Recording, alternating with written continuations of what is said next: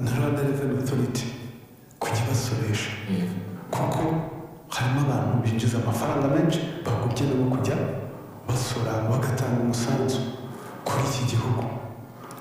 Ntibahugire muri Rwanda Revenue ntibugire uko bindi muhibagirwa aba bantu kuko nabo binjiza amafaranga kandi binjiza amafaranga hari icyo leta bayashowemo kuri iyo interineti bayashowe n'ibindi na laptop bakoresha hari imisoro ziba zitishyuye kugera mu gihugu.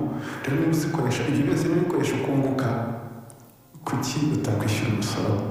Rwanda Revenue nayo itera intambwe itangira ibishyuze kuko nabo n'abanyarwanda bagomba gusora bagatanga umusanzu mu kubaka igihugu. Basoreshejwe hari abo byahura no gukumira ibyaha. Urumva ni kimwe ubu ni component imwe yo kugira ngo nabo bagire contribution yo kubaka igihugu.